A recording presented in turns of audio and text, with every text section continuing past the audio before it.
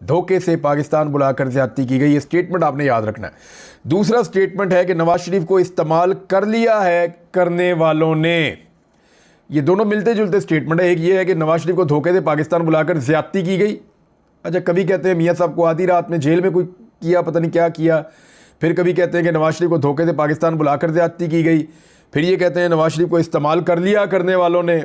मियाँ साहब खुद टिश्यू पेपर बने हैं भाई। अब सवालात जो पैदा होते हैं वो ये होते हैं कि मियाँ साहब को किसने इस्तेमाल किया। मियाँ नवाज शरीफ साहब और जावेद लतीफ़ क्या सोचते हैं कि मियाँ साहब को नंबर एक किसने इस्तेमाल किया, किसने धोखे से पाकिस्तान बुलाया और किसने ज़्यादती की और किसने इस्तेमाल किया। ये बड़े सवालात हैं ना। गौर कीजिए, इस वक्त सारी की सारी ताकत रायविंड में है।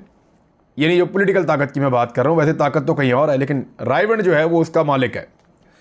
कैसे? मियाँ नवाज शरीफ की अपनी बेटी लॉन्च हो चुकी है, वज़ीर आला पंजाब है, सबसे बड़े सूबे की वज़ीर आला। मियाँ नवाज शरीफ का अपना भाई जो है वो वज़ीर आज़म पाकिस्तान दूसरी मरतबा बन गया है। तो दोनों बड़े ओहदे इस वक्त मियाँ नवाज शरीफ के पास हैं। फिर वो ये क्यों कह रहे हैं कि धोखा दिया गया, ज़्यादती की गई, इस्तेमाल कर लिया गया मियाँ नवाज शरीफ को? किसने इस्तेमाल किया? देखें, ये जो सारा प्रोसेस हुआ ना फॉर्म 47 वाला, धांधली के साथ जो हुकूमत बनाई गई है, इसके जो दो सबसे बड़े बेनिफिशरी हैं वो एक शहबाज शरीफ है और दूसरी मरियम नवाज़ है।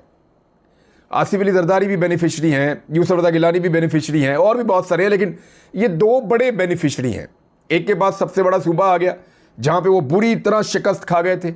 एक के पास मुल्क की वजारत उज़्मा आ गई जहाँ पे वो किसी सूरत नहीं बैठ सकते थे। 2 दर्जन सीटें नहीं थी टोटल, और यहाँ तक पहुँच गए।